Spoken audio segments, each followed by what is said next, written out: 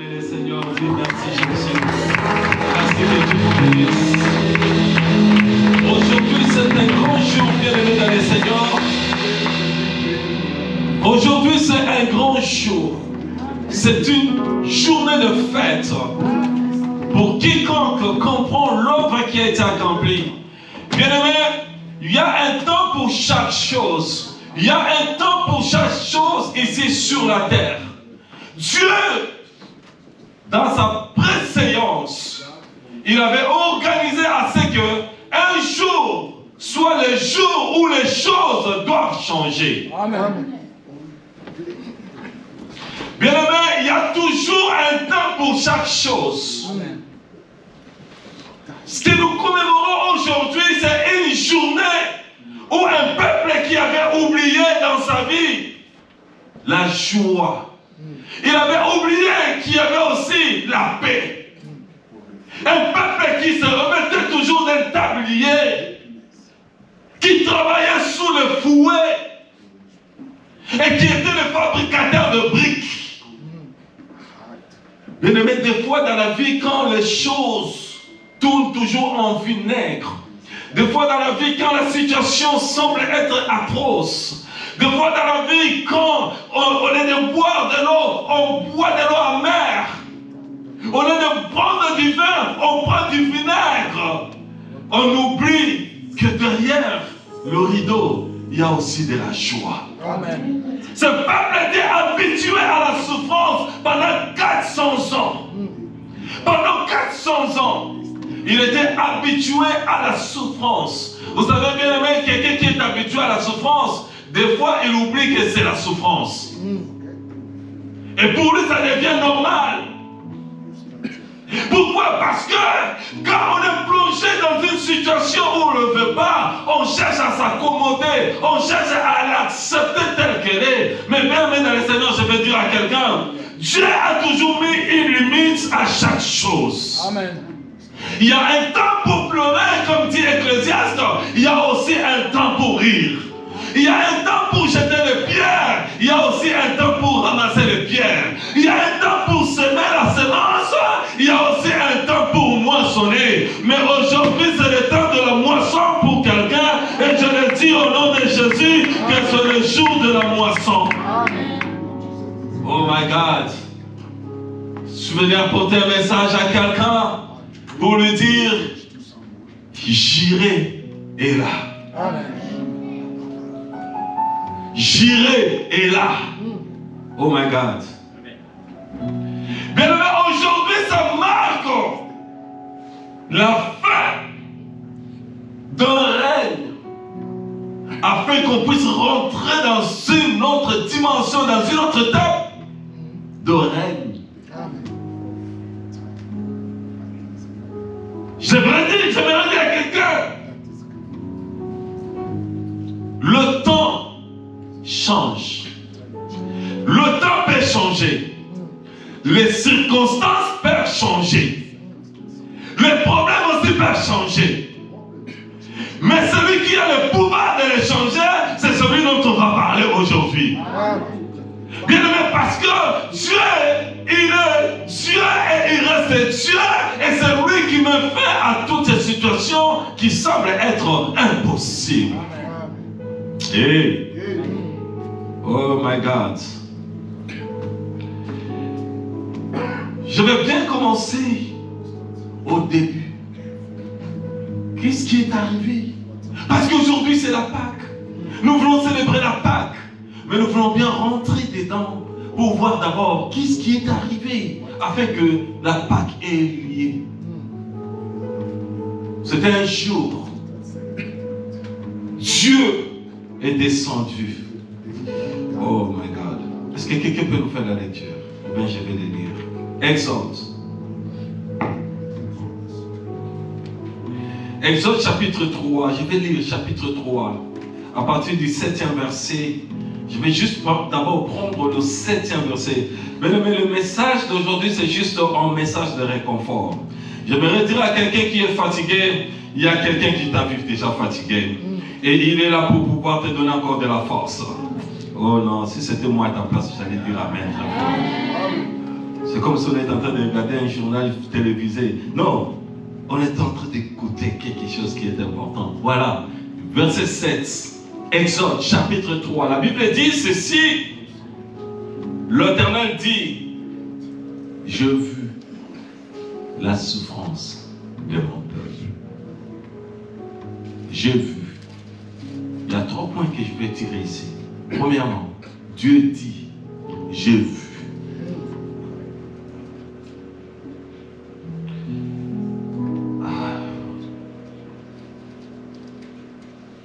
Bien-aimé dans le Seigneur, il y a des choses que tu peux traverser dans ta vie que tu penses que Dieu n'est même pas là. Ce peuple a traversé 430 ans dans la corvée, dans la souffrance, sous la prise de l'ennemi. Et Pharaon était là pour pouvoir le presser. Pharaon était là pour le faire souffrir. Et il priait, il pleurait. Pour eux, la souffrance était devenue un mode de vie. C'était bon. C'est pour cela les jours où Moïse s'est levé pour dire au peuple, pourquoi vous vous tuez les uns les autres? Quand il avait tué déjà un Égyptien, il a enterré parce que l'Égyptien maltraitait les Juifs. Il est venu maintenant auprès de ce frère. Il s'est battu entre eux. Il dit, mais pourquoi vous vous battez entre vous? Ils disent, qui t'a établi juge entre nous? Ce peuple était habitué. Ils avaient accepté la souffrance. Ils avaient accepté d'être assujettis. Mais pendant qu'ils pleuraient, pendant qu'ils acceptaient cette souffrance, ils continuaient aussi à pleurer. Bien que ce n'était pas facile, ils pleuraient. Bien qu'ils avaient accepté, ils pleuraient. Bien qu'ils avaient accepté, ils gémissaient. Mais les propriétaires, Mukolo Mutouana, les propriétaires de ces gares qu'on faisait souffrir, ils regardaient et il avait vu. Je veux dire à quelqu'un, on te fait souffrir. Il y a quelqu'un qui regarde. Il y a quelqu'un qui regarde. Tu es en train de traverser la vallée de l'ombre de la mort. Il est là, il te regarde. Il voit. Tu subis des injustices au travail et partout. Il te regarde, il voit. Tu es en train de faire ton effort pour t'en sortir, tu ne peux pas. Il te regarde, il te voit. La Bible dit, Dieu dit, j'ai vu. Quand Dieu regardait, personne ne savait que Dieu regardait. J'aimerais dire à quelqu'un, Dieu te connaît tel que tu es. Tu as quelqu'un qui t'appartient. Oh my God, est-ce que quelqu'un peut dire amen? Oh my God. Dieu dit, j'ai vu, j'ai vu. Vous croyez que Dieu ne voit pas? Mais il y a des choses dans la vie qu'on croit peut-être que Dieu ne peut pas voir. Il y a des gens qui ont composé même des chansons. Pourquoi m'as-tu abandonné? Pourquoi m'as-tu laissé? Est-ce que Dieu vraiment s'il est avec moi? C'est comme Gédéon. Quand Dieu est arrivé, il a dit à Gédéon, Gédéon, tu es un vaillant héros. Gédéon dira, mais qui suis-je? Toutes ces souffrances qu'on est en train de vivre. Oh, Dieu dit, tu es un vaillant héros. Dieu avait vu en Gédéon. Parce que c'est lui qui avait mis en Gédéon la force, le pouvoir de devenir un vaillant. Et Dieu regardait. Pendant qu'il traversait le temps difficile, Dieu avait vu. Oh, alléluia. Amen. Alléluia. Amen. La Bible dit, les yeux de l'Éternel sont constamment sur le juste. Le silence de Dieu ne veut pas dire qu'il est absent. Et quand tu es calme, fais attention. Quand tu es calme, faites attention. Parce que quand tu s'élèves, la situation change. La paire change de camp. La deuxième des choses, écoute, la Bible dit ceci. J'ai vu la souffrance de mon peuple qui est en Égypte et j'ai entendu ce cri. Dieu dit, j'entends. Je dis que Dieu a les oreilles pour entendre. Dieu écoute, Dieu entend. Pendant que ce peuple criait, pendant que ce peuple se lamentait, pendant qu'il disait, où est notre Dieu? Dieu entendait, mais Dieu était calme, Dieu ne parlait pas. Cela ne veut pas dire que Dieu n'écoutait pas. Il a dit, j'ai entendu les cris de mon peuple qui monte vers moi. Mais j'aimerais dire à quelqu'un, pendant que tu pries, pendant que tu cries, pendant que tu vis dans une situation calamiteuse, Dieu entend tes cris. Ta prière a été déjà entendue. C'est comme Zacharie dans le temple. Pendant qu'il est en train de prier, l'ange de l'Éternel est venu pour lui dire, Zacharie, ta prière a été exaucée. Ce n'était pas les jours même, mais Dieu avait exaucé la prière. Il a fait que quelqu'un vienne lui dire que ta prière a été entendue. Je vais dire à quelqu'un que la prière que tu as faite, Dieu l'avait déjà entendue. Avant même que tu ne les fasses. Et il dit encore ceci. Car je connais ses douleurs. Troisième point, Dieu dit je connais ses douleurs. Notre Seigneur Jésus lui-même, il est descendu sur la terre pour compatir avec nous, afin de baiser les douleurs. Vous savez, bien aimé, quelqu'un qui a déjà souffert de la carie dentaire, quand quelqu'un autre dit j'ai mal aux dents, il comprend la douleur. Et si tu n'as jamais souffert de la carie, quand quelqu'un te dit j'ai mal aux dents, tu peux dire toi aussi tu exagères. Qui a déjà souffert de la carie? Tu connais comment ça fait mal. Mais quelqu'un qui n'a jamais souffert de la carie, quand quelqu'un lui dit j'ai mal aux dents, il va dire mais tu exagères. Bien-aimé, il n'exagère pas parce qu'il comprend la douleur. Ici, nous avons quelqu'un qui comprend tes douleurs. Il sait combien tu souffres. Il connaît le degré de la douleur que tu es en train de vivre. Et en fin de compte, il a dit ceci. Je suis descendu moi-même.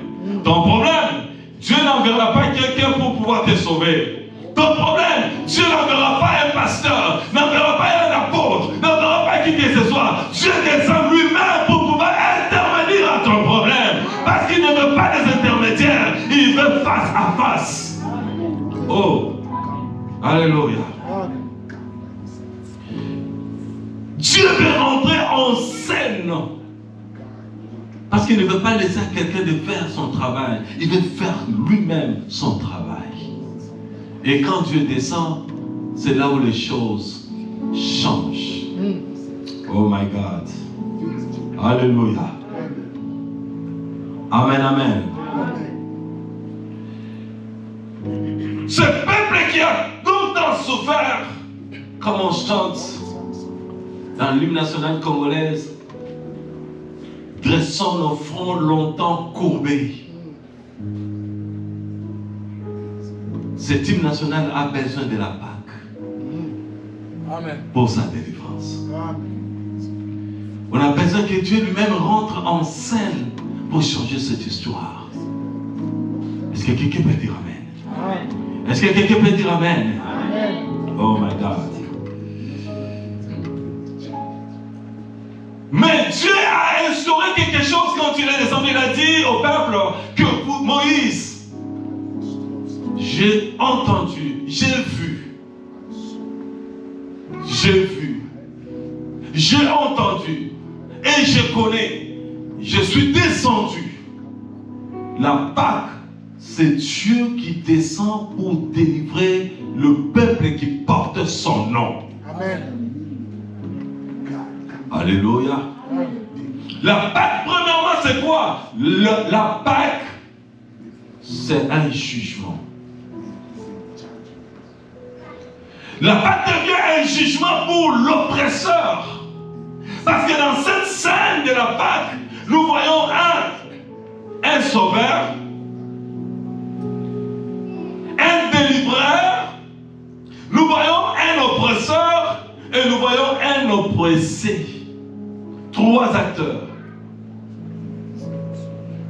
Maintenant, l'acteur qui vient délivrer l'oppressé, lui, quand il vient, il a dit, je descends maintenant pour porter mon jugement.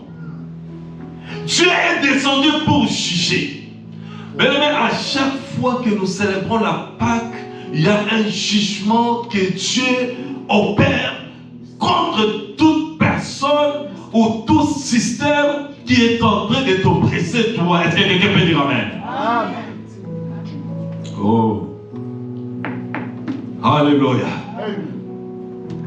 Il descend pour juger. Il a dit, je jugerai Pharaon. Allez dire à Pharaon de laisser mon peuple partir. Pourquoi? Parce que, celui qu'on oppresse, c'est le premier-né de délivreur.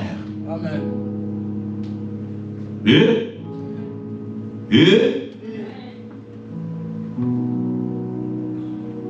Exode chapitre 4, verset 6 à 7. Écoute ce que la Bible dit. L'Éternel dit encore.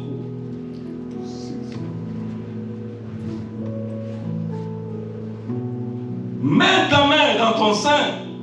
Il mit sa main dans son sein. Puis il la retira et voici, la main découverte de lèpre, comme de la neige. L'Éternel dit, remets ta main dans ton sein. Il remit sa main dans son sein. Puis il retira de son sein. Et voici, elle était redevenue comme sa chair. Ici, Dieu a prouvé à Moïse qu'il devrait aller apporter le message parce que Moïse avait des doutes.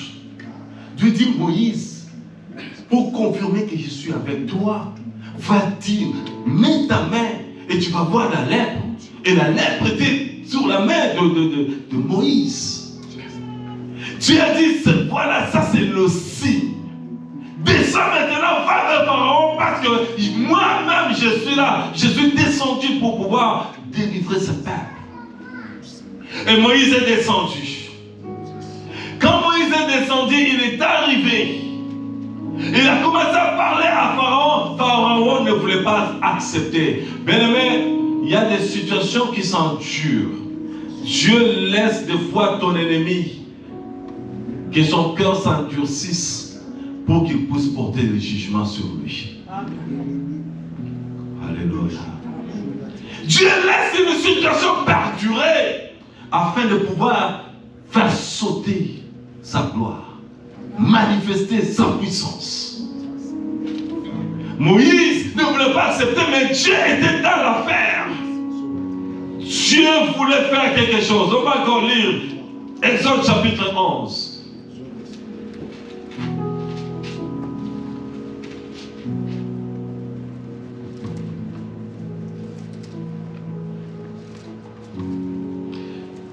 Une chose qui devrait arriver, c'était la nuit. Dieu dit au peuple, Moïse,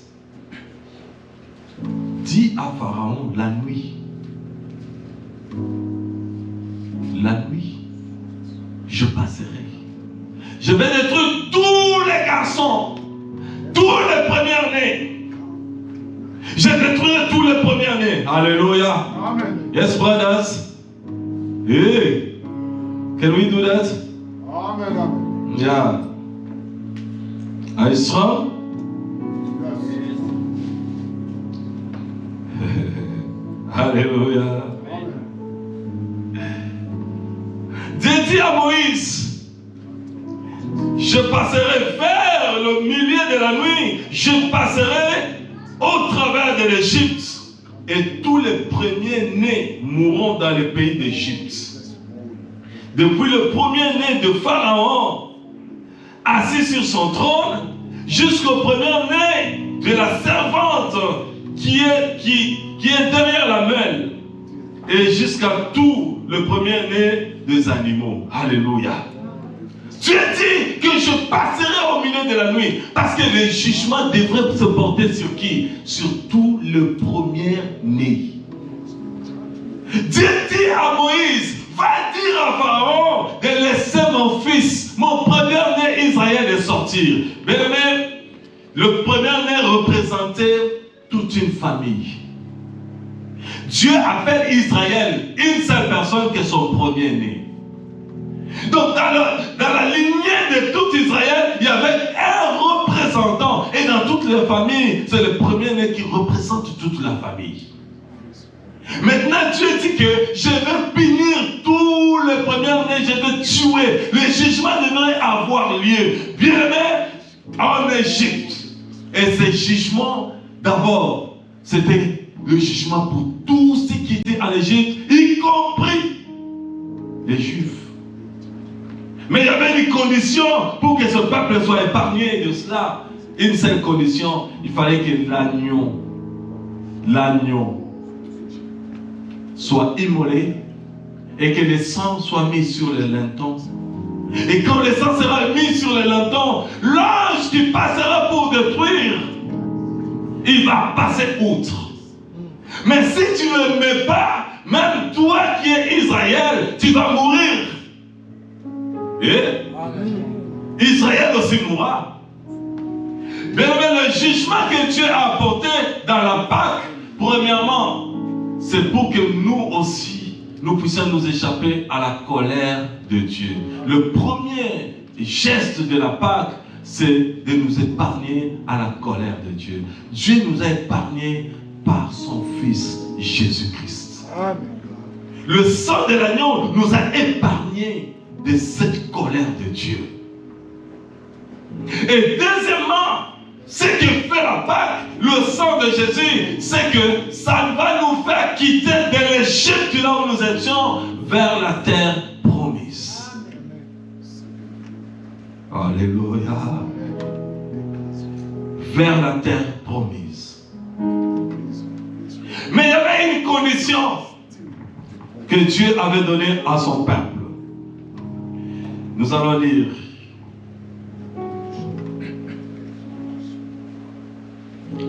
Exode. On est aujourd'hui dans le livre d'Exode. Nous allons lire le livre d'Exode. Exode chapitre 12.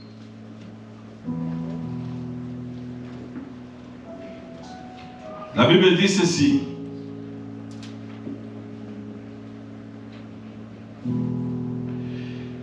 Je commence à partir du 12e verset, je descends.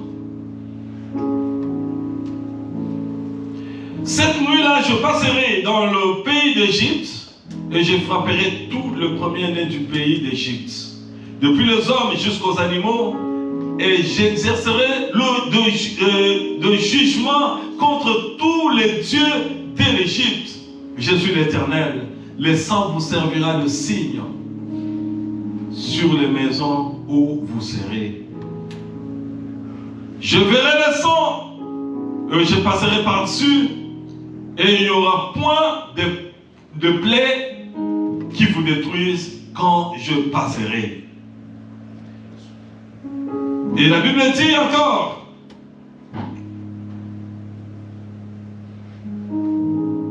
verset 14, vous conserverez les souvenirs de ces jours et vous les célébrerez par une fête en l'honneur de l'Éternel.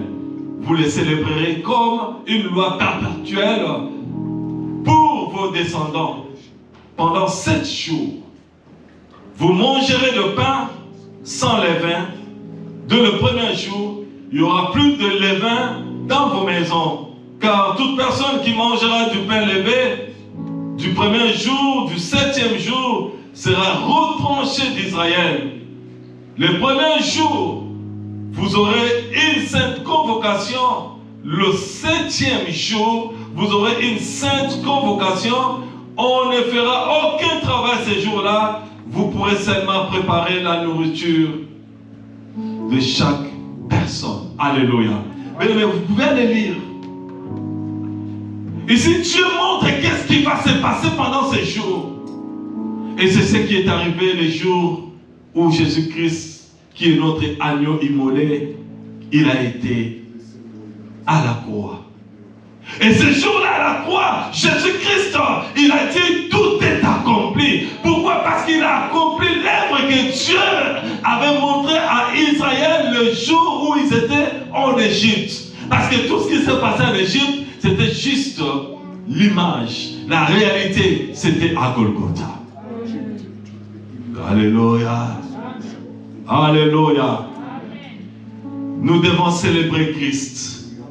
Le moment est venu pour que l'Église de Dieu célèbre Christ. Mais une chose que nous devons comprendre, il y a l'agneau qui a été immolé. Et aujourd'hui, nous célébrons plus la résurrection de Jésus. Alléluia. Pourquoi la résurrection? Et comment? Qu'est-ce qui s'est passé? La Bible dit ceci dans le verset 11. Quand vous les mangerez,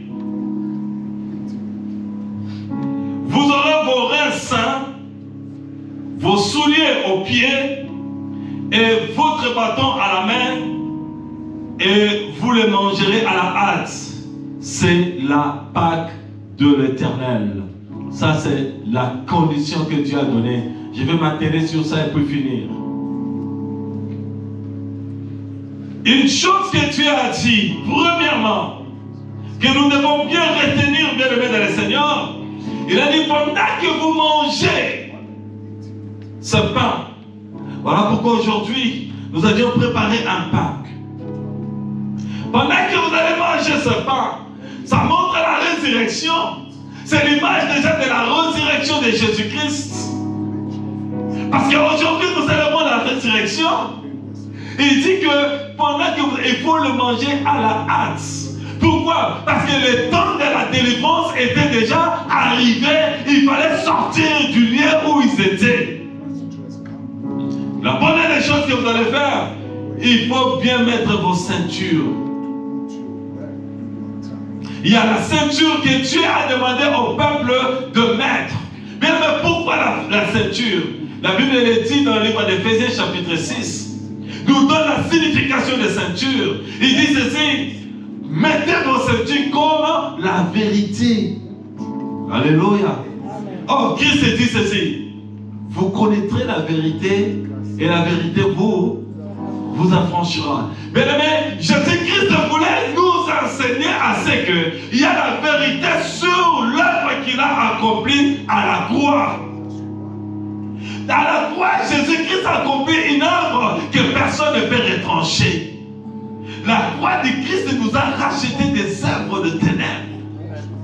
La croix de Jésus nous a racheté de la condamnation où nous étions, parce que c'est le sang qui nous a remplacés. Le sang de Jésus nous a remplacés. Le jour-là, en Égypte, c'est nous tous qui devrions mourir. Mais nous ne sommes pas morts parce qu'il y avait le sang sur les lèvres. Nous devons connaître cette vérité.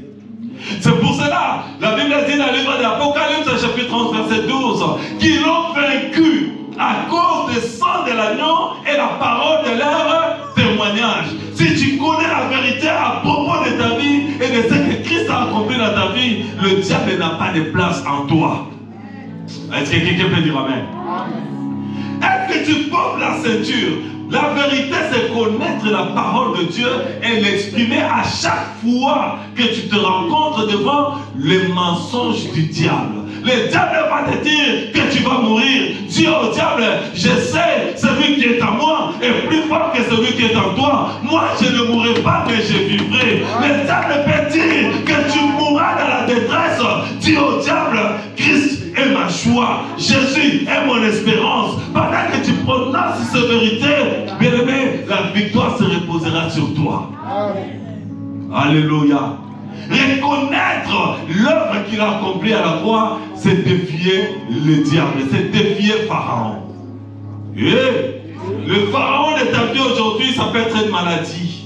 Le Pharaon de ta vie aujourd'hui peut être une circonstance que tu traverses. Mais bien, regarde la vérité sur tout ce que Dieu a fait pour toi. La Bible dit ceci. Il a effacé l'acte dont l'ordonnance nous condamnait et qui subsistait contre nous. Tu n'es plus sujet d'être condamné parce que Jésus-Christ avait déjà effacé toutes les condamnations et toutes les accusations du diable contre ta vie. Je vois les gens qui disent, mais tu sais, dans notre famille, tout le monde passe par ce chemin, il n'y a personne qui se marie, il n'y a personne qui... Mais toi étant en Jésus-Christ, la Bible dit, celui qui est en Christ, il est une nouvelle créature. Les choses anciennes sont passées et voici toutes choses sont devenues nouvelles. À partir d'aujourd'hui, bien-aimé, désormais, tu n'es plus l'ancienne personne. Tu n'es plus l'ancienne personne qui était liée et condamnée de la famille. Tu es devenu une nouvelle personne que le diable n'a même pas le pouvoir de toucher parce que celui qui est en toi est plus fort que celui qui est dans le diable. Personne n'a le mot de fin pour ta vie. Il n'y a que Jésus qui a le mot de fin pour ta vie. Retiens la vérité. Mais ça, c'est la vérité sinon, comment on dit? Sine qua non. Personne ne peut les retrancher. Alléluia. Si tu connais qui tu es, personne ne peut t'intimider. Le diable ne t'intimidera jamais. Alléluia. Tu ne peux pas dire comme les autres, on ne peut pas nous intimider. Toi, tu es là. C'est toi qui as le droit de le dire. Dis au diable, dis au problème, tu ne peux pas m'intimider. Parce que tu connais la vérité. Alléluia. Deuxième des choses, il a dit porter les sandales. Mais les sandales, ça peut t'aider à marcher même sur le feu. Les sandales, la Bible le dit, c'est le zèle que donne l'évangile. Il faut avoir aussi le zèle pour pouvoir marcher sur cette voie. Après que Christ t'ait sauvé, tu as besoin de la ceinture, tu as aussi besoin de sandales. Il faut marcher. Alléluia. Le zèle, bien aimé, quelqu'un qui a le zèle, Jésus-Christ a dit, le zèle de ta maison me dévore. Le zèle est lié à la persévérance.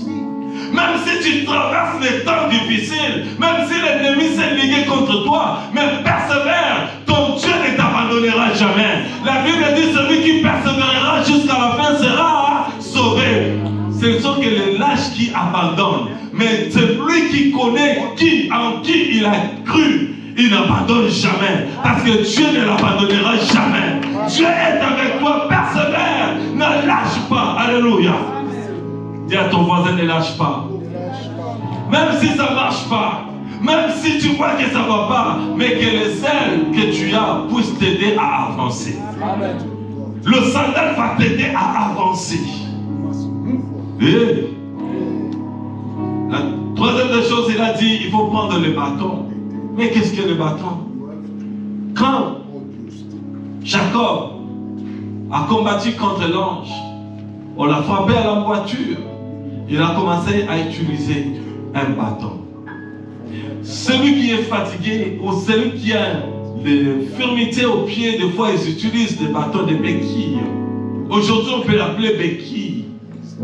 Mais c'est béquille pour aider quelqu'un à marcher. Et la personne pour marcher dépend de ses béquilles.